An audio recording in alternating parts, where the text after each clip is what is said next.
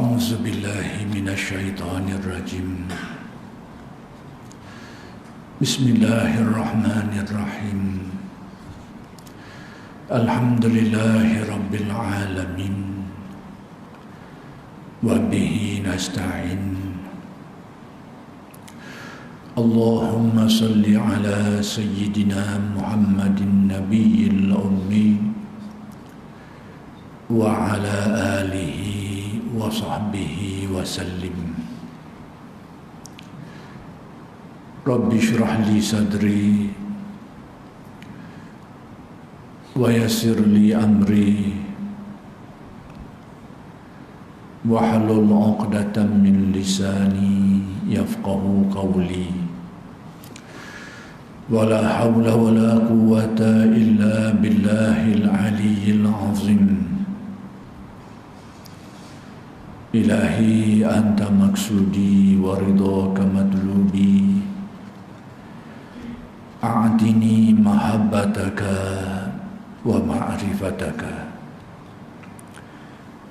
السلام عليكم ورحمة الله وبركاته.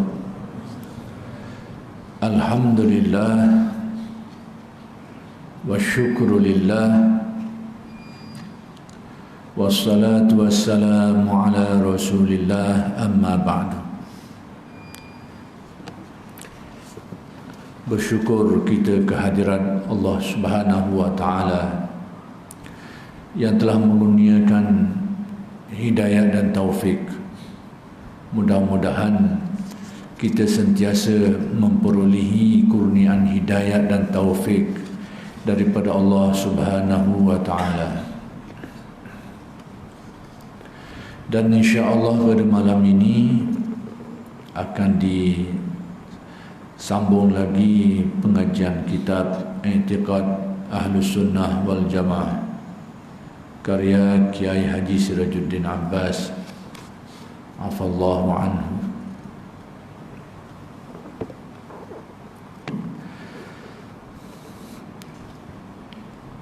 Kata pengarang kitab ini, melihat hadis-hadis yang sahih ini, yakni hadis-hadis yang telah disebutkan sebelum ini berkenaan dengan perpecahan umat ini kepada sejumlah yang sangat banyak, iaitu melebihi 70 bahagian, 70 puak serpihan yang akan terpecah daripada kalangan umat Islam ini. Jadi melihat hadis-hadis yang sahih ini, yang mana hadis-hadis yang menyebutkan tentang perkara itu tarafnya adalah sahih, dapat diambil kesimpulan. Pertama sekali, Nabi Muhammad sallallahu alaihi wasallam mengabarkan, yakni mengkhabarkan atau memberitahu sesuatu yang akan terjadi dalam lingkungan umat Islam secara mukjizat. Jadi berdasarkan hadis-hadis yang sudah dijelaskan pada kuliah-kuliah yang lalu, antara pengajaran yang dapat kita ambil ialah menunjukkan kepada kita bahawa Nabi sallallahu alaihi wasallam telah memberitahu perkara-perkara yang akan terjadi. Maka sudah tentu perkara ini adalah perkara yang luar biasa, perkara yang aneh, perkara yang pelik. Dan setiap perkara yang aneh dan pelik itu, jika dihubungkan dengan para nabi dan rasul, maka dinamakan mukjizat. Jadi dinamakan mukjizat. Jadi antara mukjizat Nabi ini adalah perkhabaran beliau, perkhabaran baginda tentang apa yang akan berlaku kepada umat ini di masa yang akan datang. Belum berlaku lagi pada zaman Nabi itu. Akan berlaku. Sebahagiannya setelah kewafatan Nabi sallallahu alaihi wasallam berlakulah kejadian itu. Jadi sebahagiannya sudah berlaku. Pada waktu Nabi memberitahu tentang perkara itu tak berlaku lagi. Maka antaranya seperti yang kita sedia maklum, ramai orang tahulah perkara ni, tentang pembukaan kota Konstantinopel yang dilakukan oleh Sultan Muhammad Al-Fatih.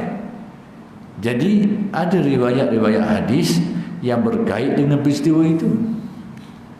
Jadi pada ketika Nabi memberitahu tentang perkara itu benda tu tak berlaku lagi. Puluhan tahun, bahkan ratusan tahun selepas itu barulah terjadi. Barulah terjadi apa yang diberitahu. Ratusan tahun lepas daripada itu baru berlaku. Jadi apa-apa yang pelik berkait dengan Nabi dan Rasul, maka para ulama menamakan ia sebagai mukjizat. Jadi mukjizat ini antaranya adalah sebagai tanda kebenaran dakwaan seseorang Nabi dan Rasul ini yang diutuskan Allah ini. Mereka mengaku, mendakwa sebagai seorang Nabi dan Rasul yang diutuskan oleh Tuhan. Jadi Allah Ta'ala nak membenarkan dakwaan mereka ini. Antaranya Allah Ta'ala menzahirkan perkara-perkara aneh dan pelik yang dinamakan mukjizat. Jadi mukjizat itu antara fungsinya adalah sebagai dalil kebenaran dakwaan seseorang Nabi. Dalil kebenaran seseorang Nabi itu mukjizatlah. Di samping itu, selain menjadi dalil kebenaran dakwaan seseorang Nabi itu, dia juga sebagai suatu yang menunjukkan kekuasaan Allah.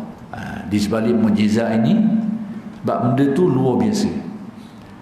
Maka di sebalik luar biasa itu, dia memperlihatkan kepada kita tentang kekuasaan Allah Subhanahu wa ta'ala. Sebab kita ni terikat dengan undang-undang sebab musabab. Apa-apa yang berlaku, yang ada sebab dia, yang ada munasabahnya, tak pelik pada kita. Tapi bila berlaku sesuatu perkara yang di luar kebiasaan, tak biasa gitu, di situlah kita dapat melihat kekuasaan Allah. Macam kalau kita hari ini, zaman Nabi Musa, terbelahnya laut hanya dengan pukulan tukar. Jadi pada kita, benda tu bukan sebab dia lah. Kalau kita ambil tukar, kita buat, tak akan berlaku. Jadi mustahil berlaku. Pada hukum akal kita ni semacam mustahil lah berlaku perkara itu tu. Tiba-tiba Allah Ta'ala memperlihatkan kejadian tu, berlaku terbelah laut dengan pukulan tukar Nabi Musa. Jadi di sebalik itu memperlihatkan kepada kita tentang kudrat kekuasaan Allah. Sebab kita akan nampak situ perangai manusia ni, tabiat manusia ni, sesuatu yang berlaku dengan sebab musabab, tak nampak kekuasaan Tuhan, tak apa nampak situ. Sebab kita nampak sebab dia je. Tapi bila berlaku sesuatu di luar sebab musabab, ghalibnya manusia akan nampak lah, nampak hakikat kekuasaan Allah. Iaitu mengabarkan hal-hal yang akan terjadi. Kabar ini tentu diterima beliau dari Tuhan. Jadi Nabi sudah memberitahu, dan banyak perkara yang Nabi beritahu tentang kejadian akhir zaman. Sebahagiannya itu agak detail, diberitahu tentang maklumat-maklumat yang agak terperinci mengenai kejadian yang akan datang, dan kita akan lihat bila sampai masanya akan berlaku. Hak jelasnya adalah tentang tanda-tanda hari kiamat lah. Ada tanda kecil, ada tanda besar. Jadi tanda-tanda besar tu mungkin tak nampak lah lagi, tapi tanda-tanda kecil tu banyak timbul. Apa yang tidak berlaku satu ketika dulu berlaku pada hari ini. Yang kedua, sesudah Nabi wafat akan ada perselisihan faham yang banyak sampai 73 faham, yakni 73 i'tiqad. Menurut ulama, perpecahan umat Islam kepada 73 ini adalah dalam bab akidah, dan ini adalah buruk.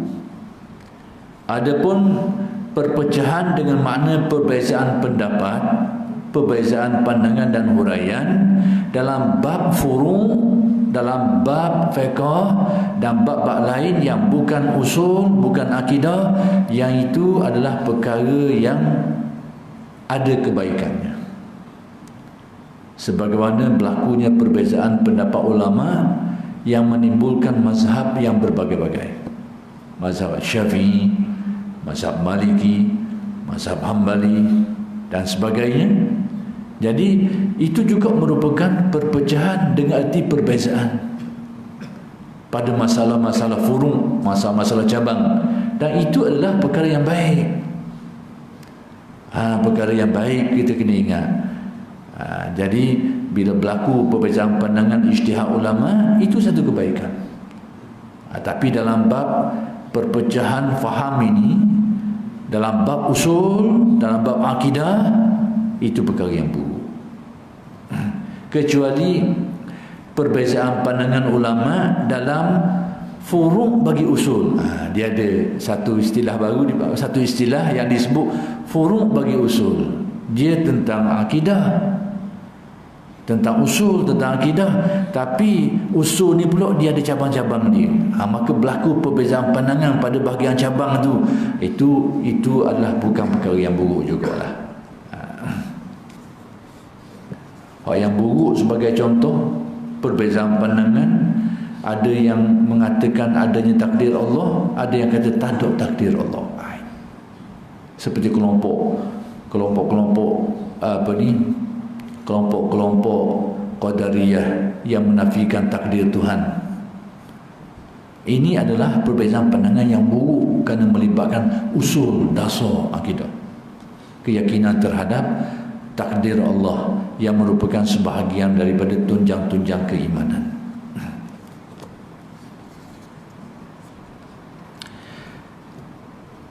Jadi Nabi beritahu berdasarkan riwayat itu akan berlaku perpecahan ini, tak boleh nak elok. Jadi kita ni macam mana sikap kita? Pertama sekali, cuba elokkan daripada terlibat dengan perpecahan ini, elokkan.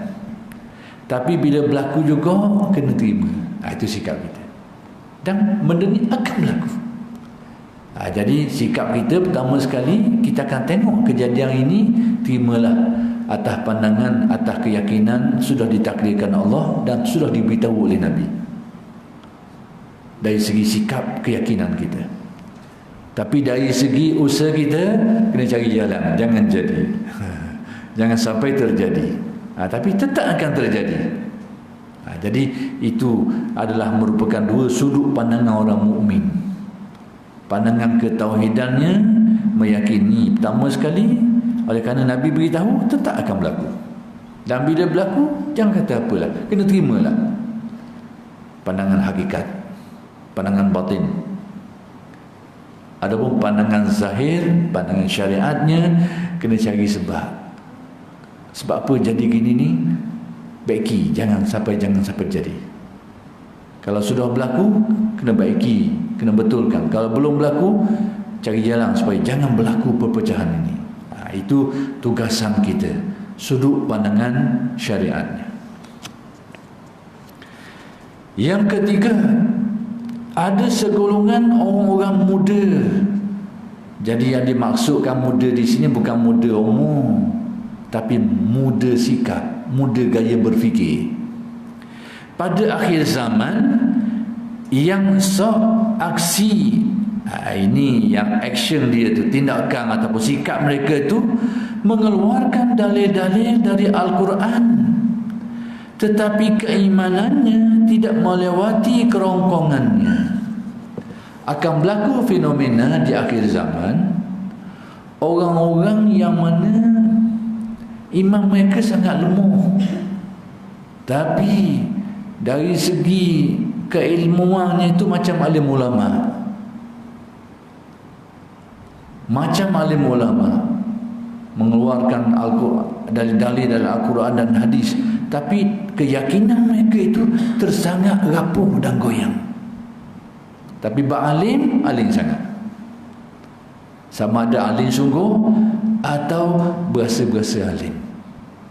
Boleh jadi berlaku. Alim sungguh tu kenyataan dia mungkin betul lah. Hak berasa-berasa alim ni ada betul pun juga mau juga. Kadang-kadang hak berasa-berasa alim. Jadi Nabi beritahu kepada kita akan berlaku fenomena ni, keadaan akhir zaman ni, iaitu golongan orang muda yang sikapnya macam tadi tu, iaitu dalam bab keagamaan ada keilmuannya, merujuk pada dalil Al-Quran dan hadis macam ulama lah, tapi nisbah kepada sikap keyakinan sangat rapuh, sangat lemah. Yang keempat, ada dua golongan yang tidak sangkut paut dengan Islam, iaitu kaum murji'ah ni dan qadariyah. Berdasarkan riwayat, ada beberapa golongan dari segi kalau diletak, memang diletak dalam golongan orang Islam lah, tetapi sebenarnya kalau diperincikan mereka terkeluar daripada Islam.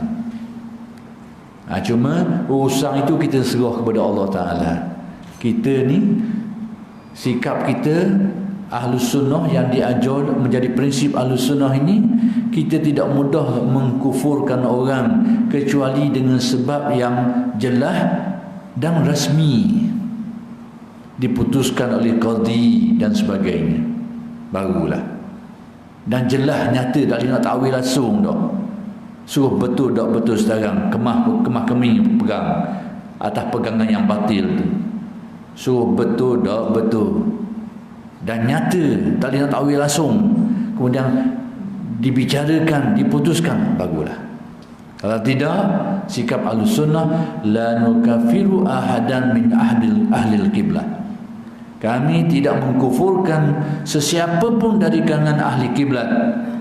yakni orang yang ahli kiblat ini orang yang bersembahyang dan menghadap mereka itu kepada kiblat, yakni orang yang muslim lah yang masih bersolat.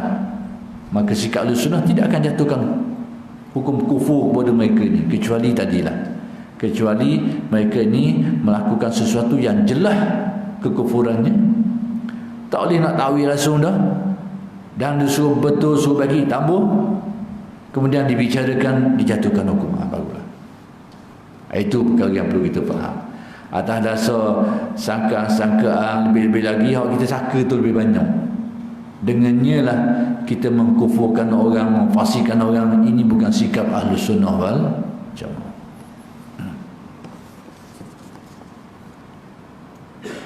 Jadi berdasarkan riwayat tadi, dalam hadis disebut dua golongan. Itu Nabi sebut, apalah. Tapi siapa dia orang ni kita tak tahu. Cuma golongan tu, siapa yang pegang dengan pegangan itu, jadilah golongan itu. Jadi kita tidaklah menentukan seorang-seorang, tapi siapa saja yang pegang macam tu, jadi begitulah.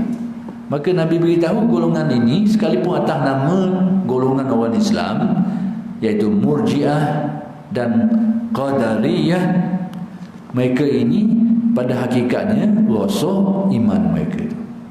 Qadariyah, golongan yang menafikan takdir. Itu asas Qadariyah. Mereka tolak takdir Tuhan. Mereka mengatakan manusia memiliki kuasa mutlak, secara mutlak melakukan perbuatannya tanpa ada kaitan lagi dengan takdir, tanpa ada kaitan lagi dengan kekuasaan Allah Subhanahu wa taala. Ini perkara pegangan-pegangan yang merosakkan Qadariyah. Murji'ah, golongan yang mengatakan tidak perlu beramal, cukup dengan beriman saja. Tak perlu beramal, tak masalah apa-apa, tak mencacatkan. Kalau dia tak mau beramal, tak apa. Dia beriman, dia tidak beramal, memang Ahlussunnah pun kata dia ni masih lagi muslim, masih lagi mukmin. Bila dia mati, dia akan dibalas, tapi berkesudahan dengan syurga juga atas iman dia tu. Cuma yang salahnya kalau dia pegang macam tu, dia yakin macam tu, tak perlu beramal, cukup dengan beriman saja, menjadi pegangan, itu yang rosak. Ada pun orang dia tak pegang macam tu, dia kata perintah Allah wajib dilaksanakan.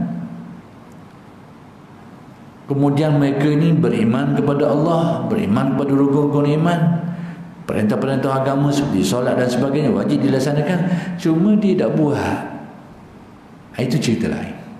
Hal ni dah, dia pegang, dia percaya, tak perlu buat. Tak apa, iman saja pun padam, menjadi pegangan dia. Perlu beza antara dua ni. Jadi kalau Murji'ah itu, iaitu orang yang pegang prinsip bahawa cukup dengan beriman, tak payah beramal, tak beramal pun tak apalah, tak mencacatkan. Pegangan dia. Itulah yang rosak. Adapun orang yang tidak beramal tapi beriman, cuma tidak beramal, itu adalah dosa. Itu adalah dosa, dan bukanlah sesuatu yang membatalkan iman seperti Murji'ah. Sikit je beza. Nampak dari segi zahir serupa je, tak buat belaka tuntutan syariat, tuntutan agama tak buat belaka, tapi beriman. Dua ni serupa je. Orang mukmin yang asli pun gitu, golongan Murji'ah pun gitu. Tapi dari segi pengkelasan lain-lain. Murji'ah dikira rosak imannya, sebab itu menjadi pegangan dia.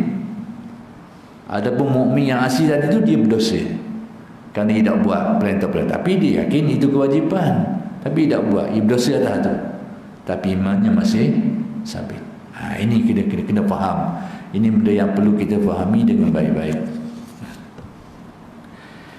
Yang kelima, ada 30 orang pembohong yang akan mendakwakan bahawa ia Nabi. Akan timbul orang-orang yang mengaku menjadi Nabi selepas Nabi Muhammad, dan memang berlaku. Yang terkenal Musailamah Al-Kazab, itu terkenal, nama ni selalu disebut. Tapi bukan seorang, timbul di Bahrain, timbul di Yaman, jadi mengaku jadi Nabi. Sejak dari dulu sampai sekarang, akhir-akhir ini pun ada lagi. Kalau tak silap dulu pun ada Malaysia kita ni yang mengaku jadi Nabi.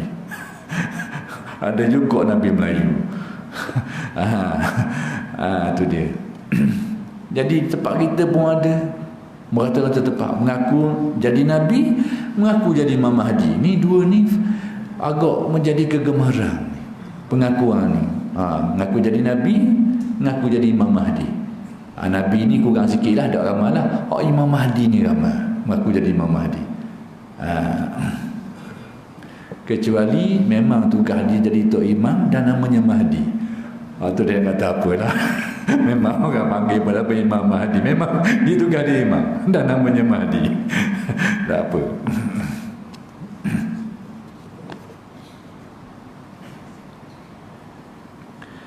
Jadi Nabi beritahu ada 30 orang yang akan mengaku jadi Nabi ini.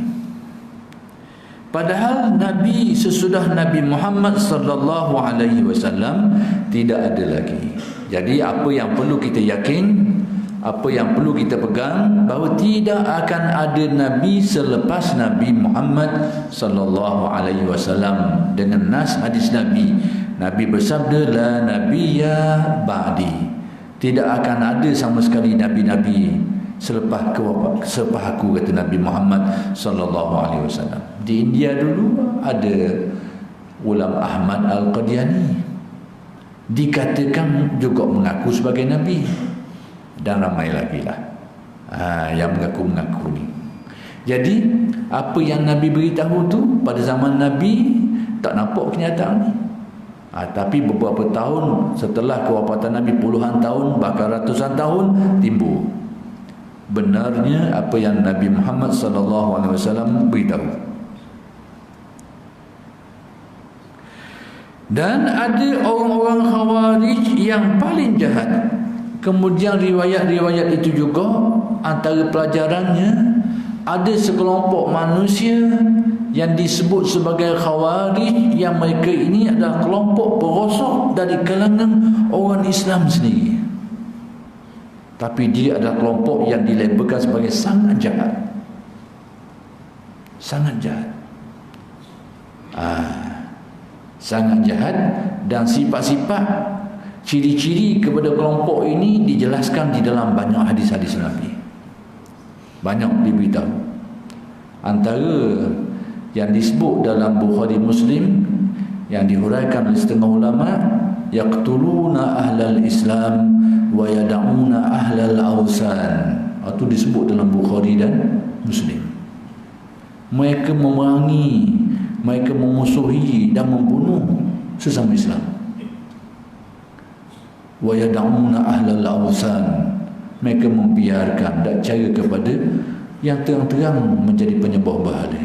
Itu mereka tak cara daerah. Tapi sesama Islam itulah menjadi musuh, yang mereka musuhi, yang mereka bunuh. Ini alamat yang Nabi beritahu, disebut dalam Bukhari dan Muslim. Yang keenam, di antara yang 73 golongan firqah-firqah itu ada satu yang benar. Nabi beritahu pula, sekalipun terjadi perpecahan-perpecahan ini, banyak kelompok-kelompok ni, tapi tetap akan ada satu yang benar. Hak betulnya. Itulah yang kita nak cari. Itulah yang kita nak pegang. Itulah pedoman kita. Kalau 70 pecah, semuanya tak betul belaka, susah kita. Banyak pecahan ni tak ada pulsa orang boleh pakai. Nabi beritahu sekalipun banyak pecahan ini, tapi tetap ada satu yang boleh dipegang.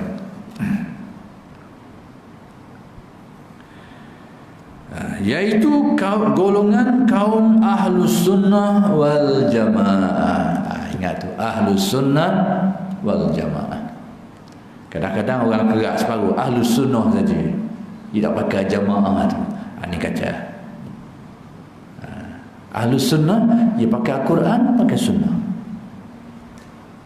Al-Quran pakai, Sunnah pakai, tapi tak ada Jamaah tu. Ini kacau. Merujuk kepada pendirian para sahabat Nabi, pendirian majoriti umat Islam, Sawadul Azam. Kemudian ulama-ulama dari kalangan mereka ni, mereka dah pakai tu. Pada mereka Quran, Sunnah, Quran, Sunnah. Disekat setakat tu ya. Dibuang Jamaah tu. Ini kena jaga-jaga. Dekat-dekat aja. Dekat aja. Nama tak jauh beza. Kalau tu panjang sikit, ni pendek sikit je. Tapi memberi kesan yang sangat besar. Hari ini timbul kelompok yang bermanhaj dengan manhaj ni Quran Sunnah, Quran Sunnah, menurut tafsiran-tafsiran yang gaya moden hari ini. Tapi bagaimana para ulama, para sahabat menafsirkannya, para ulama menafsirkannya, tak pakai. Kita nak beri contoh-contoh mudah sikit lah. Nak beri contoh supaya kita nampak. Tak detail pun tak apa, nampak sipi-sipi lebih kurang lah. Hari ini ada golongan yang dikatakan merujuk berpegang pada Quran dan Sunnah ni, antara cirinya mereka mengemukakan satu prinsip dalam memahami Quran dan Sunnah ni. Antara prinsip yang dipegang oleh golongan ni, mereka kata dalam Al-Quran ni tak boleh takwil langsung. Maksudnya kalau Quran kata gitu, gitulah. Itu nak beritahu. Salah satu contoh. Quran dan Sunnah ni pakai. Kalau Nabi kata macam tu, Quran kita macam tu, gitulah. Ke mana-mana pun. Hakikatnya gitulah. Tak ada bahasa majaz, bahasa simbolik, tak ada. Ini salah satu contoh nak kabarnya. Gaya faham baru yang bernama mazhab Al-Quran dan Sunnah ni. Tak ada wal jamaah tu. Jadi seolah-olahnya tak nak rujuk kepada para sahabat, pada ulama-ulama, bagaimana mereka ini memahami dalil-dalil Al-Quran dan hadis. Kalau dia rujuk kepada sahabat, dia tak akan pegang kepada prinsip itu. Contoh yang selalu didatangkan, nak beri contoh sama Nabi, masa Nabi masih hidup, Nabi ramai isteri, banyak isteri. Semua orang tahulah 9 orang isteri Nabi. Tapi Nabi sebelum akhir hayat, Nabi beritahu antara isteri-isteri Nabi ni suka masing-masing kerana kecintaan mereka kepada Nabi, kemuliaan Nabi dan sebagainya, mereka masing-masing berebut nak mendekati Nabi. Kalau boleh, kalau Nabi mati biar nak mati, seolah-olahnya gitulah. Nabi beritahu, orang yang paling awal mengikuti aku selepas aku wafat, dia kata, ialah orang yang paling panjang tangannya. Nabi kata gitu. Orang yang paling panjang tangannya antara sisi Nabi ni.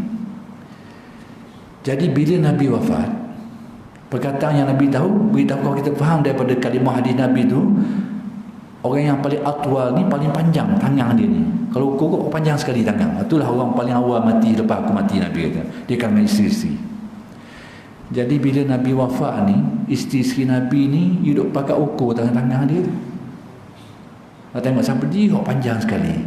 Sebab kayak gini Nabi kata, inilah orang paling awal ikut aku. Dan mereka ni rasa mulia kalau termasuk orang yang paling awal wafat mengikuti Nabi SAW. Itu sikap kerana mereka sayang kepada Nabi, kerana kemuliaan Nabi, mereka nak begitu no. Jadi bila mereka berkumpul ni, mereka pakai ukur ni, apa dia hak paling panjang tangan. Tiba-tiba hak mati tu bukan hak paling panjang kali tangan. Jadi apakah Nabi bercakap dusta? Itu pun soalan. Sebab hak mati tu bukan hak paling panjang tangan dia. Nabi kabur, Nabi beritahu terang-terang, paling awal ikut aku kayak gini, paling panjang tangan dia. Tapi kenyataan berlaku tak gitu. Guana ni, apakah Nabi sudah bercakap bohong? Apakah wahyu yang datang kepada Nabi itu tidak betul? Atau macam mana? Lalu baru dipahami maksud kata-kata Nabi itu. Anak kabarnya bahawa memahami hadis-hadis Nabi ini secara majaz, secara maknawi, secara simbolik ini berlaku sejak dulu lagi dah. Jadi terkenyataannya antara isteri Nabi yang paling awal mati lepas Nabi itu adalah Zainab. Dan Zainab ni bukan orang paling panjang tangan dia, tapi antara isteri Nabi yang paling pemurah. Jadi baru difahami orang paling panjang ni tangan ni bukan masuk panjang tangan secara fisik, tapi dia adalah kinayah. Dia adalah bahasa simbolik nak beritahu orang yang paling banyak menderma, paling pemurah di antara isteri aku ni Zainab, kerana dia orang kaya. Baru faham. Jadi nak beritahunya, memahami nas-nas Nabi secara majaz ni sudah berlaku sejak dari dulu. Jadi bila ada kelompok Al-Quran dan Sunnah ni kata tak boleh kena faham zahir, Quran kata gitu, begitulah. Ini berarti jamaah itu merujuk kepada para sahabat dan sebagainya, tidak pakai. Ini masalah. Saya nak beritahu contohlah. Contoh mudah. Al-Quran tetap Al-Quran, Sunnah tetap Sunnah, tapi menafsirkannya perlu jamaah, perlu kepada ulama-ulama. Al-ulama warasatul anbiya, mereka pewaris pada Nabi. Nabi pun pesan, alaikum bisunnati wa sunnatil khulafa ar-rasyidin. Pegang pada sunnah aku, bukan sekadar sunnah aku saja, kata Nabi, wa sunnatil khulafa ar-rasyidin. Demikian juga yang ditunjukkan, yang disunnahkan oleh khulafa, khalifah-khalifah rasyidin. Itu semua termasuk tafsiran kepada jamaah. Bukan stop sebagai sunnah saja, jamaah. Kemudian riwayat lain Nabi beritahu, faqtadu min ba'di Abi Bakrin wa Umar. Ikutilah orang-orang selepas aku ni. Siapa dia? Antaranya Abu Bakar dan Umar. Itu adalah jamaah. Kemudian ada hadis Nabi beritahu, la tajtami'u ummati ala dhalalah. Umat aku ini tidak akan bersepakat, tak akan berkumpul, tidak akan bersepakat dalam hal-hal yang batil, hal-hal yang sesat. Ini jamaah. Ini kita kena perinci, kena faham molek.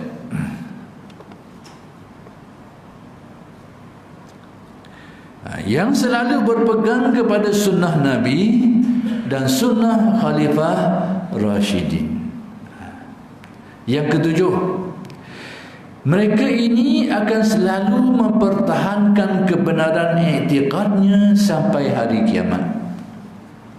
Mereka ni yang Ahlus Sunnah wal Jamaah ini akan terus kelangsungannya, akan sentiasa ada. Nak kabarnya zaman mana-mana pun tetap akan ada. Bab ni kita jangan bimbang. Maksudnya ia tak akan padam, ia tak akan terhapus, tetap ada. Cuma kita bimbang banyak karu ni. Banyak pandangan-pandangan mazhab-mazhab celaru, pening kita sikit lah. Tapi dari segi yang benar itu tetap akan ada, itu perkara yang kita tidak ragukan dia.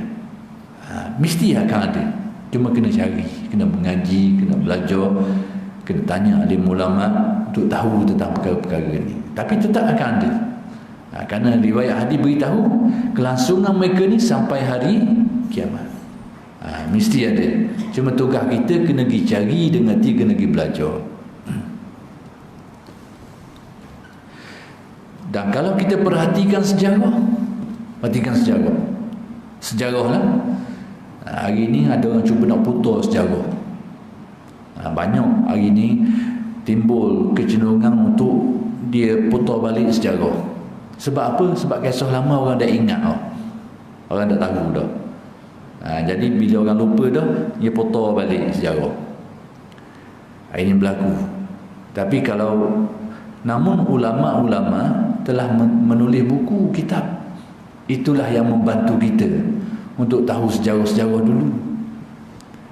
Jadi dalam mazhab Ahlus Sunnah wal Jamaah ni, kalau baca sejarah awal dia tu, bila timbulnya nama Ahlus Sunnah wal Jamaah ni, maka yang dirujuk dalam perkara itu adalah dua kelompok, dua golongan yang menjadi tunjang kepada Ahlus Sunnah wal Jamaah dalam bab akidah ini, iaitu Al-Asy'ariyah dan Al-Maturidiyah. Itu sejarah dia. Tapi hari ini ada usaha cuba nak putar sejarah ni. Putar sejarah ni. Bukan saja nak ubah sejarah, dia putar balik. Putar balik ke mana? Akhir sekali Asy'ariyah dan Maturidiyah ni dianggap bukan Ahlus Sunnah pula dah. Gitu pula dah. Jadi terbalik. Sejarah awal lain, tapi akhir sekali hak ni pula jadi hak bukan ni. Bukan Ahlus Sunnah wal Jamaah. Masya-Allah. Ini benda yang perlu kita berhati-hati. Alim-alim ulama kita akhir zaman ni, sekalipun Nabi beritahu kelompok yang hak, yang berada dalam atas landasan yang dulu ni tetap akan ada sampai ke akhir zaman, sampai hari kiamat. Tetapi gangguan daripada pemikiran-pemikiran yang karut, pemikiran-pemikiran yang menyeleweng, yang menyimpang, yang kabur ni, itu yang menyokorkan kita. Sehingga Nabi membayangkan fitnah akhir zaman ni, alim ulama pun jadi pening. Alim ulama pun jadi keliru. Seumpama malam yang sangat gelap. Ada riwayat hadis Nabi beritahu tentang suasana akhir zaman, ditamsilkan seperti Lailah Muslimah ni, malam yang sangat gelap. Gelap dah lalu tak ada lampu. Jadi orang hak mata, ada mata pun raba-raba juga. Hak buta betah lagi. Hak yang ada mata ni jalan pun raba-raba. Begitulah keadaan akhir zaman.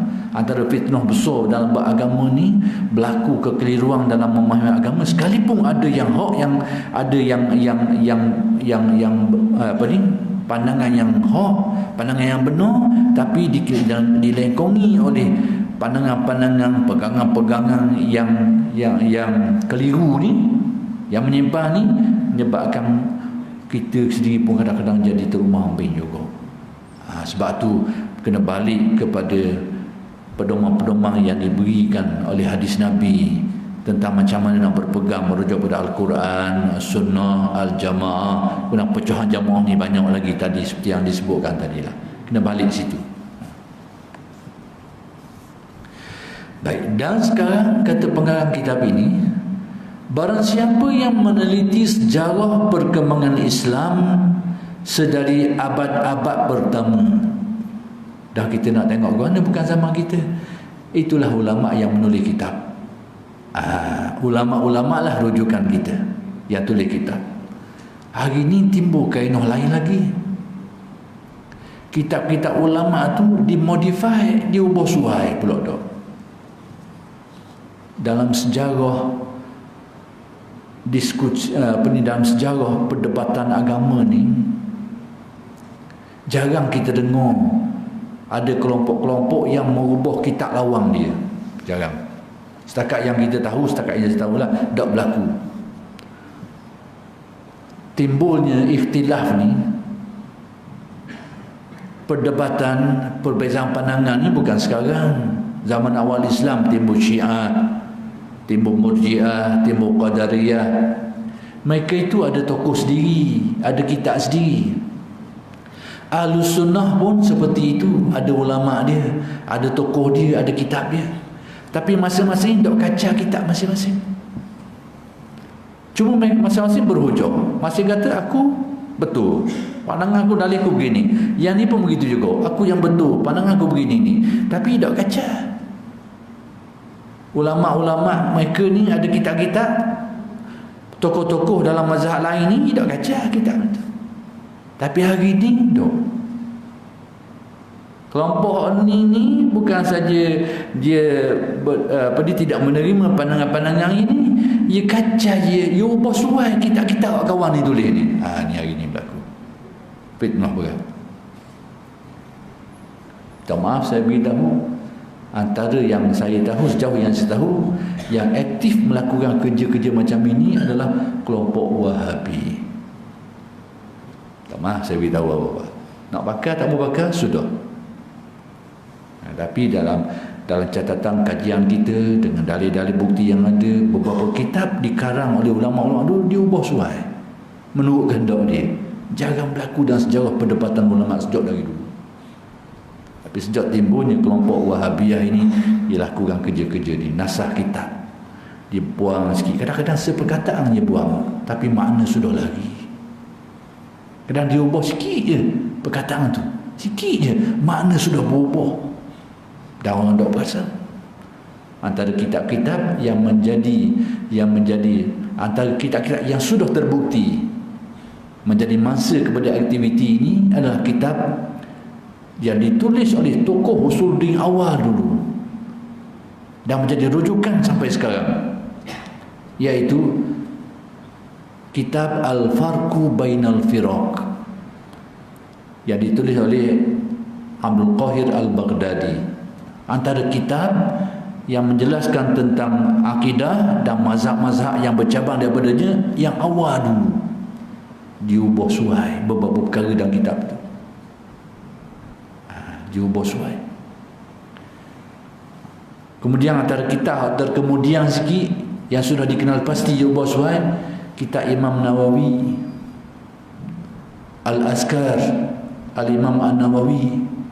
Ada bab yang dibuang dalam tu, dibuang. Kalau kita ni tak setuju dengan orang, kita tulislah kitab sendiri, jangan kacau kitab orang. Yang gatal sangat tu duk kacau kitab orang, ini jenayah ilmiah yang tak berlaku sejak dari dulu. Saya tak maaf saya beritahu malam ni lah, saya sekali kita terpaksa sebut kok gini, benda yang tak patut berlaku. Kita tak setuju pendapat orang, biar dia tulis kitab, kita tulis kitab kita ni. Dah kita rasa kita pandai, tulislah bahagian kita ni dah. Dia beli cetakan itu, kadang-kadang dia lepas tu dicetak semula pula, dia ubah suai. Ini yang berlaku hari ni, dan banyak lagi lah.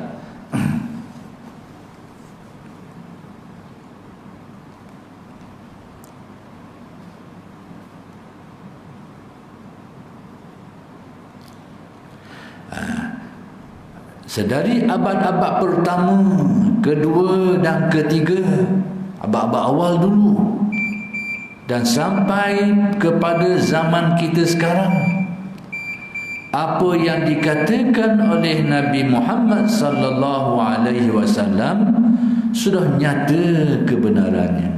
Banyak benda yang Nabi kabur dalam hadis tu berlaku. Berlaku kenyataan, timbul sungguh kenyataan tu. Sikit lagi. Tersebut dalam kitab Bughyatul Mustarsyidin karangan Mufti Syekh Sayyid Abdul Rahman bin Muhammad bin Husain bin Umar, yang dimasyhurkan dengan gelaran Ba'alawi. Kita, Allah Ta'ala takdirkan, Nabi sendiri pun beritahu, bila dia tengok anak cucu Hasan Hussein, Nabi pernah menangis. Kerana Allah Ta'ala sudah memperlihatkan apa yang akan dilakukan oleh orang terhadap keluarga baginda, Nabi. Tetapi hikmah Allah Ta'ala ni tak nak elok. Sekalipun setelah Nabi wafat, keluarga-keluarga Nabi ni sebahagiannya ditindas, dibunuh setengahnya tu, tapi ada yang terlepas. Terlepas dan berkembang ke seluruh dunia lah. Maka antaranya yang Syekh Ahmad Al-Muhajir ni yang lagi ke Yaman, kemudian berkembang lagi. Hari ni tempat-tempat kita ni ramai keluarga-keluarga Sayyid ini. Daripada Baka tu banyak mari ikut Yaman lah, ada mari ikut lain juga. Tapi nak beritahunya, Baka-Baka ni sebahagian mereka itu adalah tokoh-tokoh alim ulama, yang sahabat-sahabat kita, keluarga. Saya pernah pergi ke Hadramaut dan tengok sendiri madrasah-madrasah lama alim ulama dia. As-Saqaf, Aidarus, keluarga dia banyak di tempat kita hari ni, keluarga-keluarga. Termasuklah Tok Kepala dan kaum kerabat dia lah. Itu asal mari dari sana. Jadi kita tengok macam mana pusat pengajian, madrasah, masjid dia. Tapi baru kita tahu, dulu kita dengar nama, baru kita tahu sebab apa nama-nama ni timbul. Saja selingan penutup lah. Kadang-kadang keluarga di sini pun sendiri pun tak tahu rahsia tu. Saya pergi ke tempat As-Saqaf. As-Saqaf ni namanya Atak. Bahasa kita Atak lah. Sebab orang panggil keturunan As-Saqaf. Hari ni orang tukar nama jadi Saqaf, As-Saqaf. Asalnya As-Saqaf. Atak. Sebab apa panggil Atak?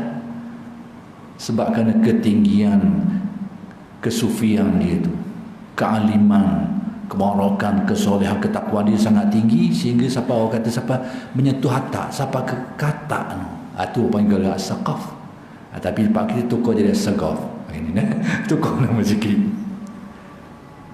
Selagi Al-Aidarus, itu perkataan orang Arab Yaman. Tempat kita orang panggil Idrus hari ni, tukar jadi Idrus. Tak apalah ke mana. Tapi asal perkataan tu mari mana, nak kau sejarah sikit lah, tak apalah. Selingan penutup. Bila saya pergi sana, saya tengok tempat dia tu madrasah macam surah lah, besar sikit.